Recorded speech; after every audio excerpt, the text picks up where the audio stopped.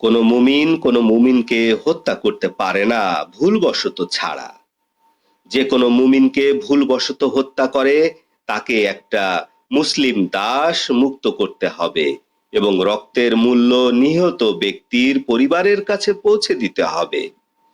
বরং যদি তারা ক্ষমা করে দেয়, নিহত মুমিন ব্যক্তি যদি তোমাদের শত্রু সম্প্রদায়ের মধ্যে বসবাসকারী হয়, তাহলে শুধু একটা মুমিন দাস মুক্ত করতে হবে।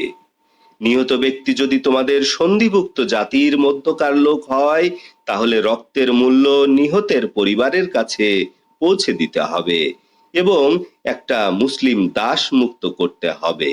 অতঃপর যে উহা সংগ্রহ করতে পারে না, তার জন্য এক নাগাড়ে 2 মাস রোজা রাখতে হবে। ইহা আল্লাহর পক্ষ থেকে তওবার বিধান। আল্লাহ তাআলা জ্ঞানী, কৌশলী।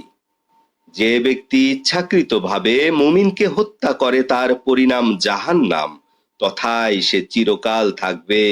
তার উপর আল্লাহর গজব, আল্লাহর লানত এবং তার জন্য প্রস্তুত আছে বড় শাস্তি।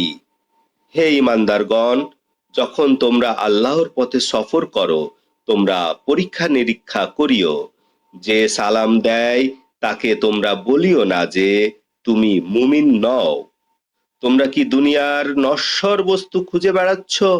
আল্লাহর কাছে বিনা কষ্টে লব্ধ সম্পদ প্রচুর রয়েছে। তোমরাও এরূপ ছিলে, অতঃপর আল্লাহ তোমাদের প্রতি দয়া করেছেন। অতএব তোমরা পরীক্ষা নিরীক্ষা করো। আল্লাহ তাআলা তোমাদের সকল কাজের খবর রাখেন। রোগ ব্যাধি মুক্ত ঈমানদারগণ যারা বসে থাকে এবং যারা জান মাল দিয়ে আল্লাহর পথে লড়াই করে, তারা উভয় সমান নয়। বসে থাকাদের উপরে আল্লাহ তাআলা জানমাল দিয়ে জিহাদকারীগণকে বহু গুণ মর্যাদা দান করেছেন। উভয় দলকেই আল্লাহ তাআলা কল্যাণ দানের প্রতিশ্রুতি দিয়েছেন। বসে থাকাদের উপরে আল্লাহ তাআলা মুজাহিদিনদেরকে অগ্রাধিকার দিয়েছেন এবং বড় বিনিময় দিয়েছেন। আল্লাহর পক্ষ হতে বহু মর্যাদা, ক্ষমা এবং দয়া তারা লাভ করবে। আল্লাহ তাআলা সর্বদা ক্ষমাশীল, দয়াশীল। নিশ্চয় যারা নিজদের উপর অত্যাচারী, ফেরেশতারা তাদের জান কবজ করেছে, অতঃপর জিজ্ঞাসা করেছে, তোমরা কি ছিলে? তখন তারা বলে, আমরা পৃথিবীর বুকে দুর্বল শ্রেণীর লোক ছিলাম। তখন ফেরেশতারা বলবে, আল্লাহর পৃথিবী কি প্রশস্ত ছিল না? তোমরা তার মধ্যে হিজরত করতে পারোনি? অতঃপর এদের ঠিকানা জাহান্নাম, অত্যন্ত নিকৃষ্ট তাদের ঠিকানা। ওই সকল দুর্বল নারী পুরুষ শিশু ছাড়া যারা কৌশল অবলম্বন করতে জানে না, পথ চিনে না, এদের বিষয় সম্ভবত আল্লাহ তাআলা ক্ষমা করতে পারেন। আল্লাহ তাআলা মার্জনাকারী, ক্ষমাশীল।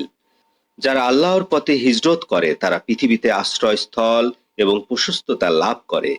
এবং যে ব্যক্তি আল্লাহ এবং তার রাসূলের উদ্দেশ্যে হিজরত করার জন্য ঘর হতে বের হয়, তারপর প্রতিমধ্যে যদি তার মৃত্যু হয়, তবে তার বিনিময় দান আল্লাহর উপরে বর্তায়।